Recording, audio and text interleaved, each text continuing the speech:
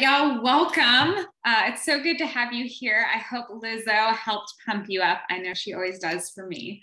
My name is Danielle Barnes. My pronouns are she and her, and I'm the CEO of Women Talk Design. I'm thrilled to welcome you to our event today, Self-Publishing Stories with Kat Vellos and Tutti Taygerly. And I wanted to give us a quick introduction to the event before we dive in. A couple quick things to note. You'll see that we have captions enabled. So if you want to turn those on and see live captions, you can do that. You'll also notice that it says we're live streaming. We're actually not live streaming this event. We have Otter enabled, which is a third-party automated captioning tool. I found that they're both pretty imperfect because they're automated. And so I have multiple options there should you want to use them. And then we are, in fact, recording this event. We want to make sure that we can share these stories that Tutti and Kat share with us today with folks who couldn't be here in person. And so the way that this event is going to go is I have some questions to get us started with the conversation to just learn more about the journeys that Kat and Tutti took as they started thinking about writing a book and deciding to take the path of self-publishing. So this is not necessarily a how to self-publish event. It's really about hearing their stories and their journeys, and hopefully you can be inspired by them to embark on your own. And then we do want to give you a chance to ask your questions to Kat and Tutti. And so about halfway through, I'll open it up specifically to Q&A, but I encourage you to think about what questions you want to ask.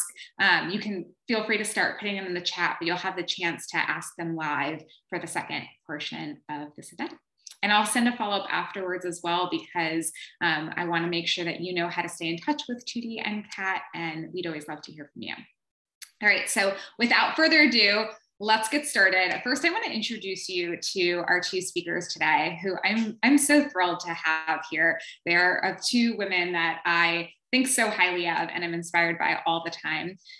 So with our beautiful turquoise background, we have Kat Vellos, who is the author of We Should Get Together, The Secret to Cultivating Better Friendships, and Connected from Afar, which is a follow-up book that she created once we all had to be far away from one another at the beginning of this pandemic.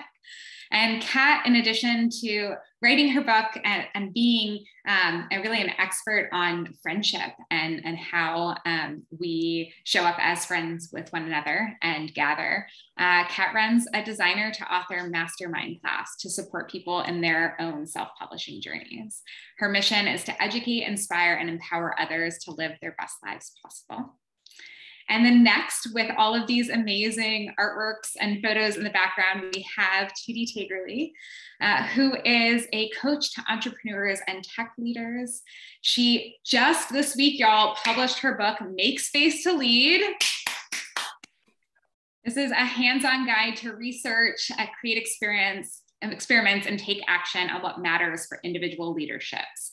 And we are so excited to have her book out this week. And in addition to coaching and writing, she spends her time parenting two spirited girls, obsessively reading and paddling out to the next wave. So please join me in welcoming Tutti and Kat. And I want to get started with our first question, is to really just hear about, we're talking about journeys today in self-publishing, and I'd love to hear from both of you about that first moment that you knew you wanted to write a book. So Kat, I'll start with you. Cool, thanks Danielle. Thanks for the warm welcome, and thanks everyone for being here. Really excited for this. So the first moment when I realized this was going to be a book, for me, luckily, I say luckily because in some ways I think it relieves some of the pressure, is that I started writing before I knew I was going to write a book. So it's not like I said, I'm going to write a book, page blank, first page, let's go. I had been writing on the topic of adult friendship in the form of essays for over a year before I realized or decided I was amassing enough content that a book would probably be the most logical way to share that with people. As a result of investigating the question of what was going on with adult friendship, why so many folks were saying it was hard for them, and and what makes it easy, right? Like, what are the things that are making people successful at that? I really just undertook it as a user research, user-centered design problem, which was my line of work. And so I applied the same skills to be like, what's happening here? And so out of that research and writing up my reflections and writing up the things I was learning and writing up lots of interviews, eventually I had amassed a lot of content, and I knew for sure that I didn't want to put it on like Medium or a blog. And then it became much more clear that like I was going to be writing a book. Like a woman I knew was like, "It sounds like you're writing a book." And I was like, "Yeah, I think I'm writing a book." And then that's when it was more clear. But luckily by then I already had a lot of writing done, like probably 25% of it.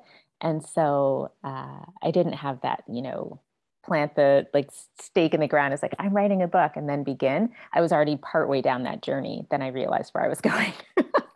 That's nice to have something there already, so you're not starting from scratch. So yeah, that's awesome. Thanks for sharing that, Kat. What about you, Tootie? Oh, I love hearing that story, Kat, because in some ways, some of my story is a little bit similar. I really didn't have any intention of writing a book at all. And what I do a lot, the way that I coach people and live my life is through experimentation, which is just start doing things and start doing it. And so when I left my last corporate job about 2.5 years ago, I knew I wanted to watch myself go through the process and see what I learned, especially as at that point in time, I was going through coach training and certification. And so I started writing for myself first, and then I started publishing every week a blog. I think the first one was called How I Left the Corporate World and Jumped into the Unknown. And I started that, I think, in August or September 2 years ago, and just started writing and writing. And something that I learned about a year into the process is that certain articles really, really resonated with people. And certain articles were also crap. That's kind of part of the experimentation process. But people started coming to really talk to me about certain articles around themes about how to work with so-called difficult people, or how to really start creating your vision and North Star for your leadership. And it was about, I think it was about a year ago, last December. And I have heard in retrospect that this was crazy, ridiculous bullet timing. So I do not recommend this, but I did not know any better. About a year ago, I was like, oh, this is great. This is fun. I like writing. I think I'm going to write a book in 2021. And my, again, hubris and mistaken assumption was that I probably had 75% of it written because I had so many blog posts and all of that stuff. But that was not the case. I've probably written 3 books worth before massively editing and stripping. But yeah, it really came from the process of writing blog posts and seeing which ones people resonated with. And really, I think for me, developing that writing habit of doing that every single week. Oh, that's awesome. Getting in the practice of doing this thing already. And then I love to do that idea of seeing what really resonated with people and what you might want to dig in more to. And so once you both knew that you wanted to write a book, or that you had already started writing a book and didn't realize it, I'd love to hear about how you decided to self-publish. Some of you who are here now might have attended our event last year. We had Margot Bloomstein sharing her experience going with a hybrid publisher, and talked a lot about that. And self-publishing is its own route. And so I'm curious how you both landed there, and if you considered other publishing options first in diving into that. Tootie, do you want to go first on this one, since I went first last time? Happy to. Honestly, I was way too impatient to go traditional publishing. I didn't want to go through the process of getting an agent, submitting book proposals. It felt that, to me, one of the most important things for this book was because a lot of it is also very personal about my journey and my clients' journeys through leadership and tech, and slowing down from the overwhelm. I wanted to get the message out quickly. And the second part of it is I also wanted a decent amount of creative control over it, specifically around cover and then some of the interior formatting. So, but I think first and foremost, it was speed. I also explored a couple of hybrid publishing options. But again, my number one was I want to get the message out quickly. And I don't think I talked to 2 or 3 and none of them completely clicked and resonated. So with that, I went into the self-publishing route. Yeah, plus one, certainly to the things that Tootie mentioned there around speed and really knowing that the thing that you have to say is ready for the world. And the benefit is in getting that out to them as quickly as you can. And for me, it was also a lot of other additional reasons too. So for example, one of my first jobs as a designer out of college was working in Northeast Florida's only independent journalism source. It was a news magazine. And being a part of the journalism world in that case, like independent investigative journalism, and seeing the power of really talented writers who could really affect change in the community and were doing this independently was really, really impactful for me as a young person. And I think it imprinted me for my entire adulthood with the idea that you don't need to ask anybody's permission if you have something to say. And to trust in the power of your own voice and to trust in your ability to put it out in the world, right?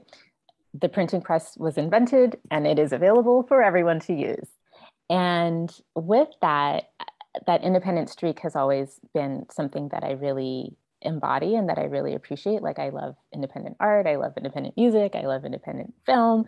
And I don't believe in a world where we have to ask permission to use our voice. And also, working in technology, I'm sure a lot of maybe you have, or people who have wanted to produce an app and put it out in the world. And it's yeah, you could go VC and maybe if you get funded, then it goes out in the world, or you can just build it yourself and just ship it and release it. And that is a lot of the people I'm surrounded by. And so I just don't ascribe to this world where I need to ask somebody else's permission to say the thing I want to say. And so for me, it was almost a 99% certain that I was going to do this independently because I knew that I had the skills and ability to get it done at a really high quality. I was also like Tootie, very impatient. I was I could see in the research, I had been studying this for about 4 years. I was this is actually something people need yesterday. I don't need to go through trying to get my book idea bought at some auction, which also felt icky to me from a whole slavery perspective. But I was just yeah, I'm not on auction. I'm not on an auction block for you to buy me and my ideas. I actually can just put this out in the world myself. And I also, being a designer, had my own very opinionated view around what I wanted on the cover, I did all the illustrations. I wanted them to be full color. And I wanted to produce it in a way that I know would be yeah, it's more expensive to do it that way. And most publishers are not going to allow that because they want to produce it as cheaply as possible. And I was no, I want full color illustrations. And then there's the whole other can of worms about hashtag publishing paid me and the fact that many Black writers get pigeonholed as is this book going to work with a Black audience? And it's I'm not only writing for a Black audience. This book is applicable to all kinds of people. And Black women typically don't get paid as much in those kinds of scenarios as well. So it was just a lot of complicated and deterrent reasons for why I did not want to choose that other route and why it was so obvious and immediately appealing to me to do it independently. And with that, when I talk about going independent, I use the word independent on purpose. I think self-publishing over the years has gotten a bad rap because somebody's uncle, Willie or whatever, has his best fishing stories and it's maybe not very good. And so self-publishing has kind of been tainted over time with people being there's real publishing and there's self-publishing. And I prefer to say independent because that's what it is. And it's also steers clear of kind of that oh, you're not good enough for a real publisher because you did it yourself. I'm so glad you brought that up, Kat, and should have checked with you before I made this event title, but that's a really good point that you share. And I really appreciate all of the ways that you've thought about why you made this decision and how it led you there, to both of you. So thank you. So there's a lot of decisions that go into this process. You both talked about this first one of well, I guess first, should I write a book? Then how should I publish this book? I'm curious, once you made the decision to go the self-publishing route, the independent route, what's the next decision that you had to make? And we're not going to walk through every decision that you had to make, but I'm curious, what is the first thing, or what is even the first thing that you had to do once you made the decision to self-publish? You want to go ahead, Kat? Sure. Definitely. And I have to put a caveat on this, which is the fact that I mentioned I had worked in independent news journalism before. So like my insight into what it takes to produce a book was different than starting from scratch, because in that job, I designed the cover of a book every single 7 days, and we produced an 80-page book every week, and I laid it out. And so I wasn't starting from scratch with like, what do I need to do? It's like, I have already laid out hundreds of books at that job and in that format. And so to me, it was like, oh, there needs to be an editor. You need to have like, a budget for printing. You need to figure out, what's distribution going to be. You need to figure out what's your proofing process going to be like, and as an UX designer, I also know that like creating a prototype and a beta and getting those things tested with readers is really important. And so it was this combination of everything I knew already from working in essentially a form of publishing before, and everything I knew about being a UX designer combined. And it was more so figuring out the order of operations for all of the things I knew needed to happen in both of those processes. And sometimes they overlapped, and sometimes one took precedence and the other one was on a little break. Yeah. So just even making a game plan. It's like, here's all the things I know I need to do, and now let me set up what that's going to look like. Exactly. Yeah. Tootie, what did that look like for you? What was the first thing you did once you decided to go self-publishing, especially as someone who maybe hasn't had this insight and experience into what it takes to make an independent book? No, nothing at all like what Kat was talking about. I'm listening to her going, oh my gosh, I wish I'd had all that. I wish I'd known all that. There's so much that I wish I'd known. For me, a lot of it jumping into doing something new is really learning through experience and through relationships and connections. So once I decided I wanted to write a book, I spent a lot of time talking to people in my network, actually all women in my network, about some of their processes and what they'd done. And similarly, as a designer, I treated it as a research project. That's the first part of what I'm going to do. But probably the biggest decision that I made, and this was long before I had any idea about what distribution was and what all the different editors that I would need. I'm a coach, so I believe in hiring someone one-on-one or in a group to help you through the process. So the first person who really came into my support network was a book coach.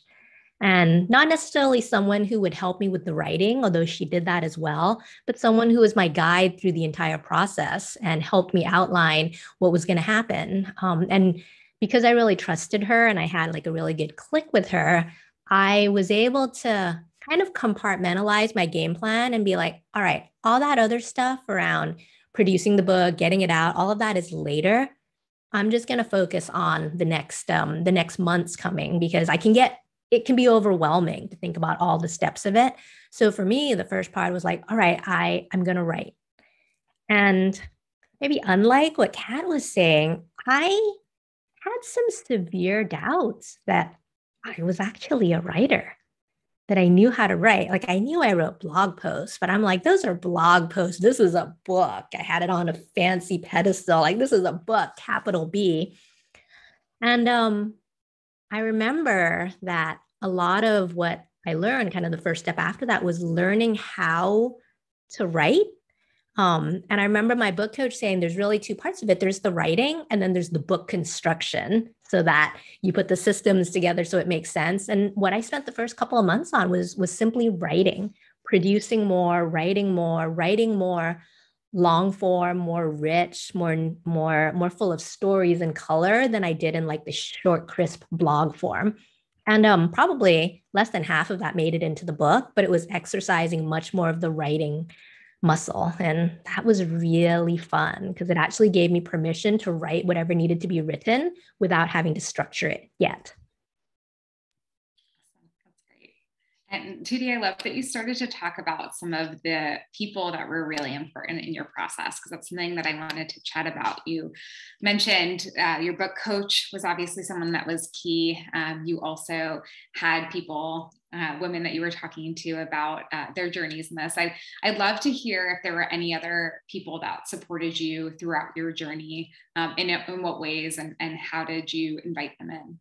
Yeah, and I'll just kind of keep rolling with it. I think Yeah. my book coach was the most key because she was almost the producer of the entire process.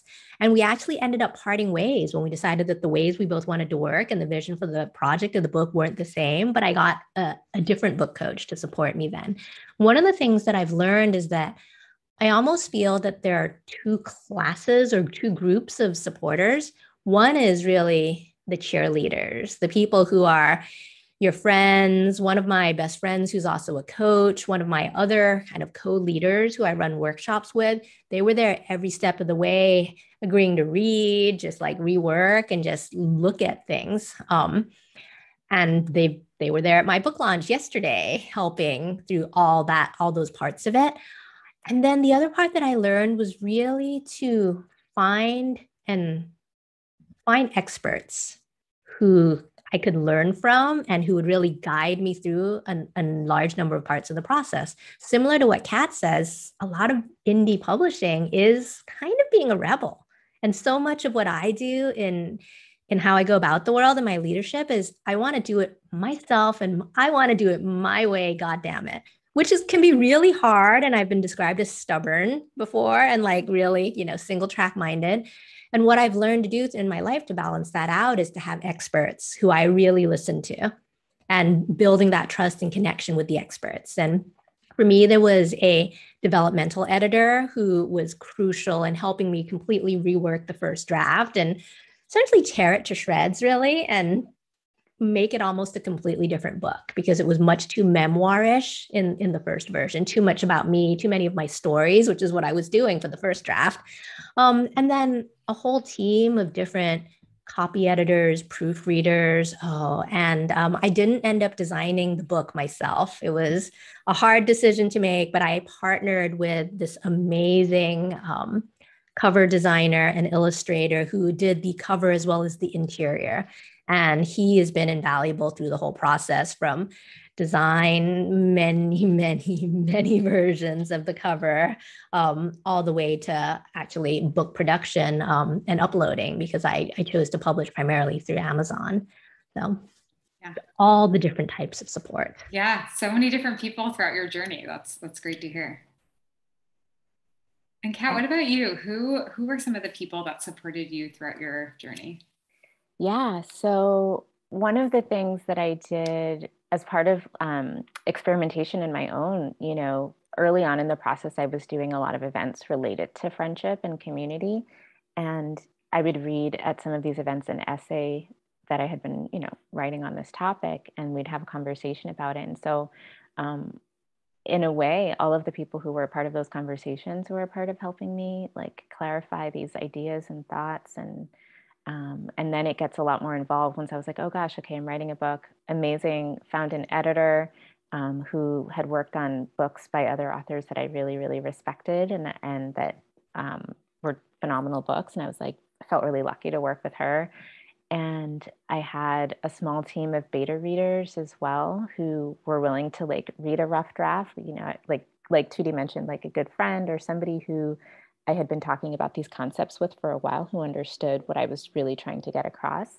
I was also part of a writer's circle where for a year we met and everybody would take turns sharing pieces of things that we were writing and getting feedback and workshopping our work together. And so that was really wonderful experience. And then in the very last year of my like 4 to 5 year process, when it was like, all right, like I'm going towards this deadline, like it's going to happen.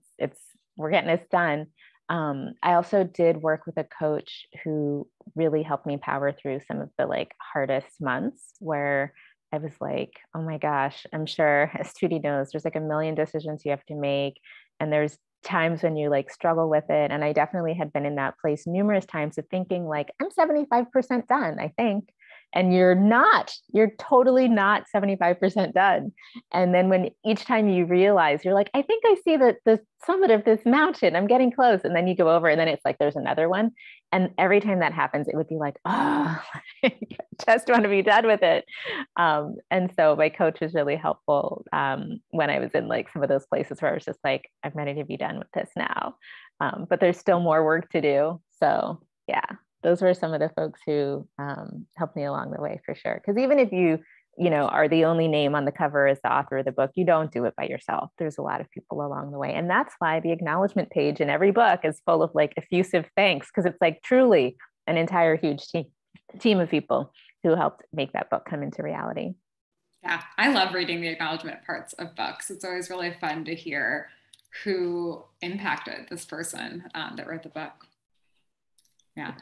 I feel like you both answered this question throughout, but I'm curious maybe if in case there was anything missed, I'll still bring it up. But I know you talked about a lot of things that surprised you, maybe part of that being at what point you're actually going to be done with this. That was, I think, a common theme that came up for both of you. But I mean, it was a question that I had is, what was the biggest surprise about this process? So Kat, we can start with you if it could be that, or if there was something else that maybe surprised you along the way. There's a lot of surprises, I think. It's hard for me to pick like one biggest surprise. So can I just share like a few random ones? Sure. Yeah, for sure. One surprise is, I don't know how much of your book, Tootie, involved like interviewing other people who, you mentioned your coach client stories and things like that. So you have a relationship there. But in my book, I interviewed a lot of people about a lot of really personal things related to connection and disconnection, sometimes friendship, community, loneliness, like a lot of personal stories. And one thing that was surprising is how close I felt to them after having those conversations and how much they've stuck with me. Like I still think about them like all the time, like every week I'm like, I hope they're doing okay. And they're a part of my heart, they're a part of my mind, because I care, right, about each of their stories. And I'm so grateful that they were willing to share as part of writing this book. Another thing that surprised me is that, there's a quote I heard that says, your book really has two lives. It has the life that it has with you, and then it has the life that it has with the world after you release it. And you can set it up for success, kind of like a kid or something. It's like, I'd set you up as best as I can to be successful, but you really don't know what's going to happen when the world then wants to interact with this thing that you've created. And one thing that really has been gratifying is that I was like, okay, I think you're ready to be successful in the world. I've like done all the research, I've done all the prep work, I've done all the things that I know will help. And it was more successful than I expected. And honestly, is the reason why I left my corporate job, like Tootie was saying, and like became very quickly a path for me to go and work independently in the world full time. And this is my work now. And I love teaching and I love facilitating. And I think I didn't expect this to very quickly like throw open a door to another path and another chapter of my career that I wasn't expecting. And so that was certainly a surprise and something I'm very happy about. So I'll just stop there. Those are a few. What about you, Tootie? That's powerful. Maybe I'll build off one of yours because I think that's really powerful to talk about the research and the people's stories that you brought to life in there. And I don't think this was a surprise for me because I'd been coaching people pretty deeply for about a year and a half. And so I think I wanted to write the book because the stories needed to be told, both the ones that resonated with me and then with my clients. What I ended up doing, which sounds like a different approach, and I chatted to some clients and my coaches about it, which was really not showcasing anyone's individual story, because some of the details are very, very personal, and instead creating archetypes that are based on clients or amalgamations of them going through really those same challenges with their work lives and their personal lives and going through it. But it's funny, lots of it is in my head now as who my clients are and who the who the people in the book are. They've almost taken a life of their own, similar to what Kat was saying. Yeah. And then I think Kat's quote really resonates with me about the book that you write for you and the book that you write for the world, having it take on a life of its own. I think with the book launching yesterday, I'm not quite in that stage yet of what happens when it takes on a life of its own. But I think one of the biggest surprises actually was how I felt a shift in myself as to when I felt like I was truly a writer in service of other people rather than someone who wanted to share my story. And I think this was about, midway through the year when I had a solid first draft that was, hey, this is my story. This is what I went through. This is how I dealt with workaholism and some depression and growing up with a mom who was an Asian tiger mom and always driving and achieving. And it felt very, very personal. And I think one of my first readers had really said, hey, this is 2 books in here. It's a memoir and it's a, leadership self-help book. Which do you want it to be? And that was like this really big piece of insight for me, which is like, oh gosh, it is not about me and my story. Like that is there, but it's not about that. It's about just the bigger culture of achievement, hyperachievement, workaholism that is set up in tech and set up in this world where we just keep doing. And we don't take time to make the connections, to be with other people, to be the best leaders we can be. And there was just this really big shift where it felt that I became a writer in service of other people when I was actually writing for the message and for the message to come across and not simply to kind of share a memoirish story. And that was a really huge surprise to feel that shift because I actually hadn't been sure that I was going to be able to do it.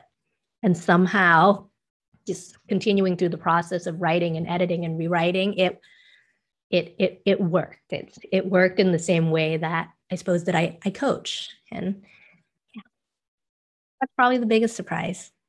Yeah, awesome. Thank you both for sharing those stories.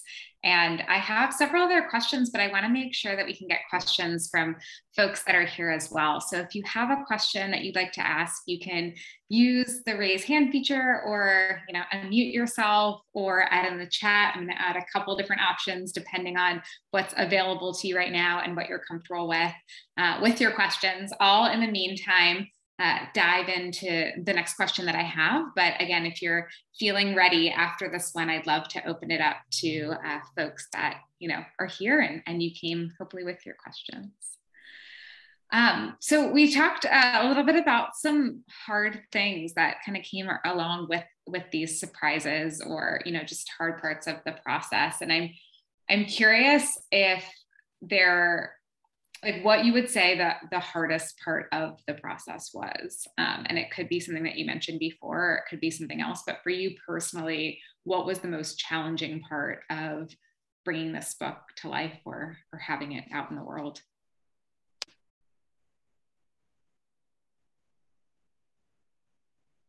I can jump in. Kat looks like she's thinking. Yeah, go ahead. Yeah. So this is going to sound really ironic, but my book is called Make Space to Lead. And it came from, the notion of us as busy people needing more white space, more space for flow and creativity. And I think that so much we write for ourselves. The research is really me-search going through this. And one of the hardest things for me to do is really be honest with myself about how much was I continuing to be inspired and in flow and creative, making the space to do this, while kind of having a very hyper achieving goal of, I want this out in 2021. And it was really hard for me to balance the two of them, to be like, how do I make sure that this is coming from a place of true intention and generosity and service so that the message will flow, versus from a sense of like, let's just get this shit done and run down through the to-do list and the timelines and the milestones. And I remember there was a point, maybe a couple months ago, when I had pretty much a finalized draft. And I came back a couple of weeks later and I was reading it and I could hear the words of the book like echoing in my head because I was barreling through something and refusing to slow down. And I'm like, damn it, that book has taken on a life of its own and it's telling me what to do. And I remember, I'm a rebel and I tend to get irritated a lot. So I remember being so irritated. I'm like, why on earth did I write that? What the fuck, like sanctimonious, preachy messages are going on in this? And I just had to stop and laugh because I'm like, man, I wrote this book because I still need it. I still don't know how to do this well. And it's all part of the process. So it's continual reminders. It's a process and we're on it. Yeah, thank you. Thank you for sharing that hard thing and being honest with us about that too. Kat, what about you? What was the hardest part of the process for you? Yeah, the hardest part for sure was related not to the writing, not to the editing, not to the like endless rounds of like re-editing and reproofing. None of that was the hardest part. The hardest part was actually around the visibility that is required to make your book a success in the world, because that is not a part of writing. In fact, a lot of writing happens solo, solitary, by yourself, whatever, shut the door. And as an introvert, those places are cozy and comfy for me, but the visibility required to show up in the world and to say like, hey world, I made this thing, you might like it, is a completely different activity. And so, yeah, that was like the biggest piece of transformation that was needed in the process of getting this done. And there's a whole lot more I can say about that, but that's the short answer. Oh my gosh, Kat, I completely agree about that. I think like I'm still like in amidst that, but it's a completely different skill set. Yeah, it is. Nothing to do with writing. This is like marketing and promoting and talking about yourself, which isn't always comfortable. Mm-hmm. Yeah, that was the biggest change, the biggest challenge, and the kind of like the biggest hump I had to get over. Yeah. Thanks for sharing that. That's, we're obviously glad to know about the work that you're doing and hear about it, but, it doesn't make it easy to have to do it. Well, I have to say, like, shout out to you, Danielle, and Women Talk Design, because you are one of the people who's actually been instrumental in that process for me of getting more comfortable doing that. Because for me, like, there was a time in my 20s where I was like super visible. I was doing like lots of spoken word. I was super visible. And then I was like, you know what? I'm going to go underground. And then I like didn't do anything for a long time. And I remember like at some point you and I met and I was like, I'm not ready to go on stage again or yet or whatever. And along the way, when I decided I was, ready to be more visible, like you were so encouraging. And I just want to say thank you to you. Yeah. Thank you, Kat, so much for sharing that. And I truly think that the things that you're sharing are a gift to the world. And so I'm glad that you've come back up to share with everyone. And for folks that are interested in hearing about Kat's public speaking journey, we actually on our website have a blog for a Speak a Stories event that we did. And Kat shared more of her story specifically about public speaking there. So you can check that out.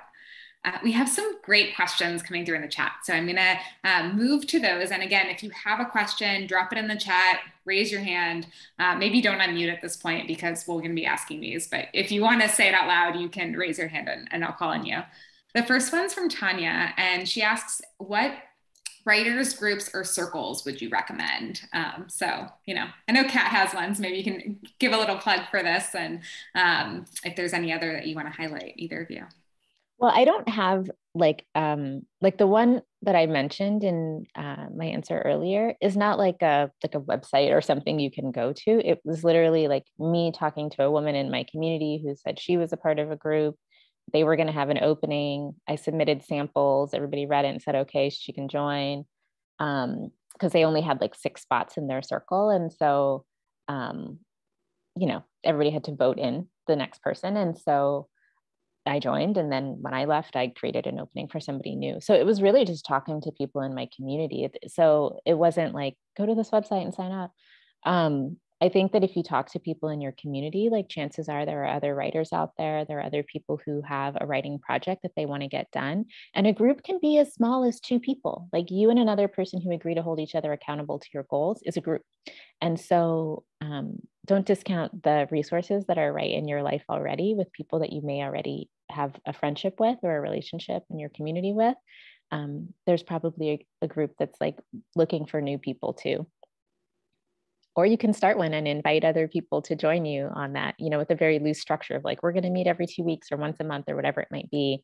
And everybody has to bring, you know, 10 pages or something each time.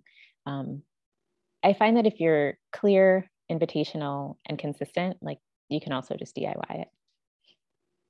That's great. And I think I was misreading the question. I was thinking about the mastermind that you have to support folks through the book writing process, which is different than actually writing the book. That's as totally you all talked different. about. Yeah, my mastermind circle is not a writer circle. It's like we don't get together and like write our books together. What we're doing is talking about all of the strategies associated with creating a book that people will love and then making sure it's successful when it comes out. Yeah, awesome. Thank you for sharing that. Yeah, thanks for asking that clarifying question. Yeah. And Tootie, what about you? Do you have any writers groups or circles that you recommend or any advice around that? I don't have any particular ones because I didn't use them. It was really because I used a book coach. She read all of my pieces. So there was an audience, there was someone who would kind of edit while going as well. So that was really helpful for that. But I did want to share something that worked for me that was sparked by Kat's answer, which is when I first started blogging, I was pretty uncertain about what I was doing. You know, the only thing I'd written before that were emails and PowerPoint decks. So I'm like, can I even write? Am I even a writer? And what I did then was I reached out to a Slack group of women leaders and really asked, hey, you know, I'm starting this project. I intend to blog and I'm looking for essentially an accountability partner. And this woman and I worked together for probably 6 or 8 months. And we used Medium, which is whenever I wrote something, I would send it to her. She would edit it. This all happened async. We never had to meet. She was actually based in the Netherlands and would really edit on the fly and give her response and her reactions. And I would do the same for her. And so this is a little bit of Kat's really way of saying, hey, you know, it's not too hard to put yourself out there and get an accountability partner and a group of people who are willing to do this. And the only advice I would have on it is keep it experimental. Have the intention of what you want from it and put it out there and then try it out. You might not find the right person or the right group immediately. But if you keep trying, something's gonna click around getting that accountability and kind of that shared, I think, community of being writers together. That's great. Yeah, I love that idea of just, you know, being able to make it yourself and not necessarily needing to find something that exists already. I think we got some rebels here, so. Yeah, a good group here for sure. Demi asked the question, what is your writing routine? So how do you hold yourself accountable to stick to that routine and what keeps you inspired? So a couple different parts to that question. And I'm excited to hear your responses based on just your reactions. Tootie looks like you're ready to go. Okay, so before I did this, I had all these preconceptions of what a writer was supposed to do. You know, like right now it's November and there's NaNoWriMo, I think, where you're supposed to write a certain number of words each day. And I'd read like what Stephen King does and what all these people do. And my question was exactly that question. How do I be a writer? How do I have a writing routine? How do I do all of this? And the best gift my first book coach gave me was, and I don't know how this worked, because I'm still in disbelief that this worked. But she basically, and I think this is because I tend to be a stickler and want to get into a schedule, but she basically told me, write what needs to be written when it needs to be written. And that, even if as I say it out loud, it sounds like such bullshit, but somehow it really worked through like the conversations and what needed to pour out of me. And I was very rigid and I held myself to, I think it was 10,000 words every 2 weeks. because I was like, oh, what do I need to stay on track on to make sure that I hit the date? And she gave me that because I forced it out of her. But she was like, don't do it like that. The writing will happen when something needs to be said and needs to be told. So I would do something like I would go out surfing in the morning, and somehow I would come home and I would blow off all my meetings because I needed to write about something that triggered. And I found that was my best writing. And she told me, you don't necessarily need to block out time. It will happen. Of course, I did block out time in my calendar, and I couldn't write during those times. So that was my somewhat ironic attempt to have a writing routine that did not work at all. I love this idea of doing just other things that inspire you and moving your body and getting out in nature to inspire some of your thoughts. Kat, what about you? What does your process look like? Yeah, I also think that because the first part of this process involved writing when I felt like writing, there was no agony of like, what's my routine? Am I sticking to it? Like, I got to write when I was inspired. I got to write when the words came, and like that feeling like you have of like the words are here now and they're like pressing to get out. Like that is when I would like do honestly like my most enjoyable fun writing and produce the most writing than when I was like, okay, I have to sit down and write words now. And I will say that I used a schedule at different times in that process. So early on, it was very organic, and it was like, okay, I've had this really great, qualitative interview. I have so many insights and reflections I want to capture from that. And that's a different kind of writing than like, oh, like just went to an awkward Thanksgiving dinner, like have an essay to write about that or whatever. And that's really different from later when I was working with my editor and we were like, this is our milestone. We had like a couple of milestones and it was like, I'm going to be done with this part by this date so I can give it to you so you can take it for this amount and then pass the baton back and I'll give it back to you.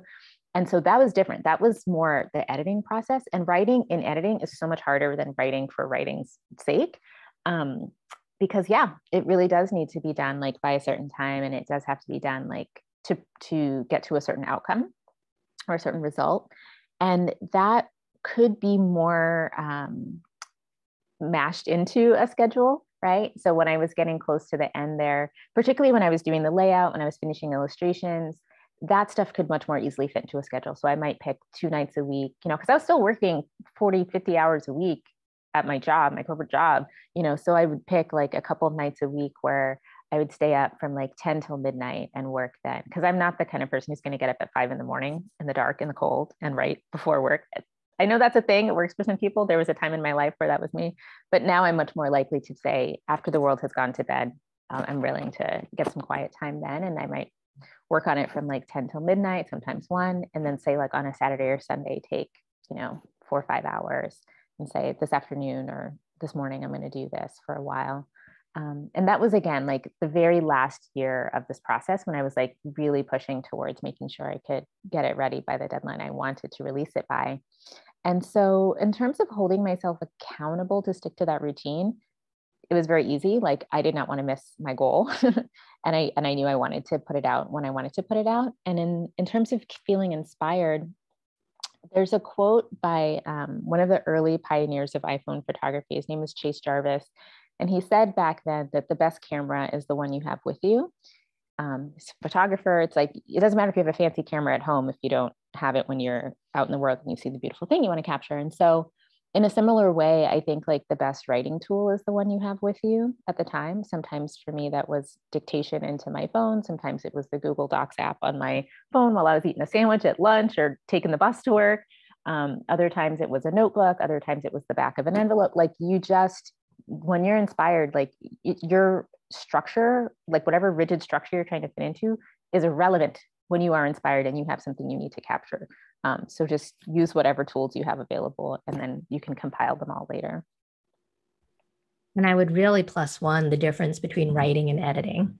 Yeah. Like the first writing, getting everything out versus like the structure and the editing. I think like for similar to Kat, that latter part, that was much easier to get into a routine, especially if you're handing it back and forth with someone and then you are meant to finish a chapter and edit it and hand that back. But that doesn't feel as creative to me. It felt like, all right, it's the structure. It's the, the nit-gritty details that you need to do at the end. Awesome. Echoing Demi's comment in the chat, but these are really great answers. Thank you both for sharing. All right, y'all, we are getting really close to our end here. So I'm going to ask one or two more questions just to wrap it up. I would love to hear what advice you have for folks who are thinking about writing their first book. And this might be if they're considering, whether or not to get started, or maybe they're diving in. What is a piece of advice that you might share with them?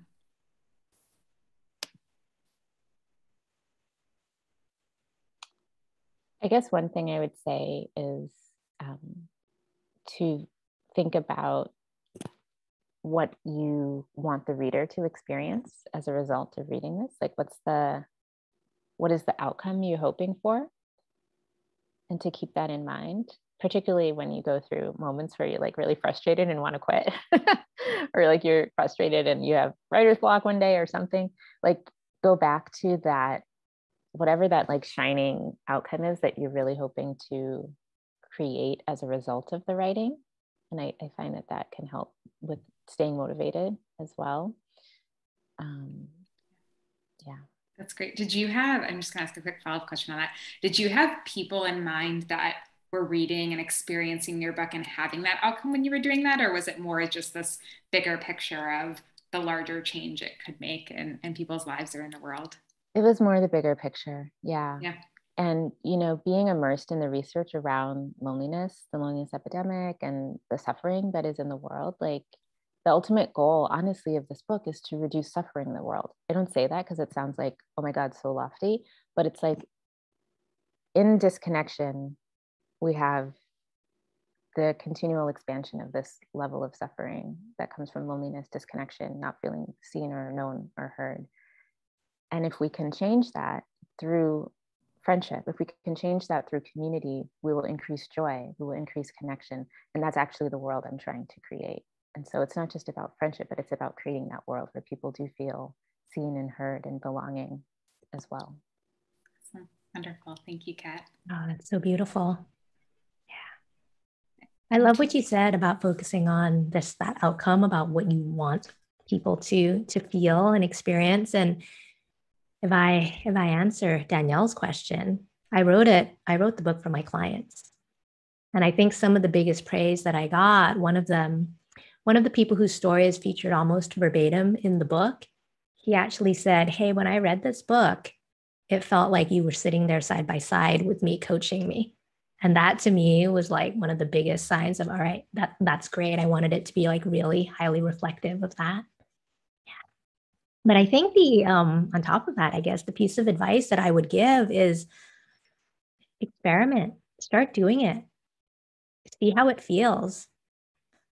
Start writing, maybe simply as part of the process with kind of that vision and that outcome. But you're a writer when you start writing. It doesn't have to be out to a blog. It could just be for you. It could be part of, morning pages or something like that. Just start doing it and see what it feels like. And at some point in time, share it with someone. But it's simply the starting of it. Because I've talked to so many people who, in the process of writing, they reshape what the book is or what the book wants to say or what the book becomes. And so you don't necessarily have to have all that perfect structure and intent in there, though I think it's beautiful to have just the outcome. How do you want people to feel? How do you want them to experience it, and what you want them to take away? Everything that Kat was saying, for sure. Yeah. Those are such beautiful notes to end on. And I'm going to ask one more question, because I feel like for talking about journeys, I want to hear what's next for both of you in your journey to wrap that up. So I am going to ask one other question, but that would have been a really good note to end on. The last question I want to ask in the last 2 minutes we have is, are you thinking about, like, what is next as you're thinking about yourself as an independent author and the work that you put out in the world? Are there maybe future books in your thought? Are you excited maybe about something else? Would love to hear what is next for you on your publishing journey. Well, I certainly do hope to write many other books. I imagine myself as like a very old lady. Like my hair will look the same, but it'll be all white, and I'll have like a stack of books I've written. But for the meantime, this is the journey that I'm on. When you write a book, make sure it's something that you're going to be, excited to talk about for a long time, because you will.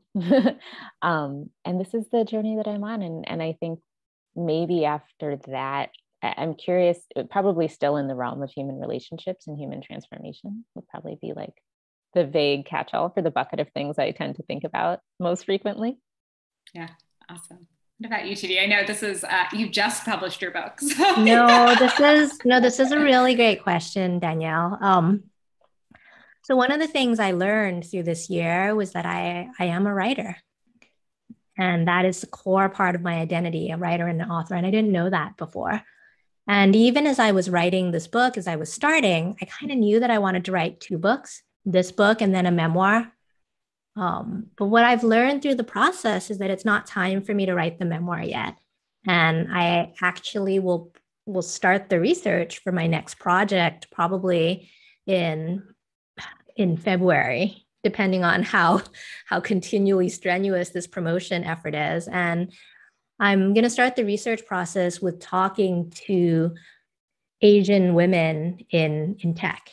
It's by going back to maybe a little bit of what Kat's process was, going back to the UX researcher interviews to really better understand the variety and disparate voices of Asian women in tech. Because I think as Asians, we're very privileged in being called out a little bit as the model minority, and especially being a lot of not necessarily the minority in tech firms, especially at the lower rank and file level, even though that changes.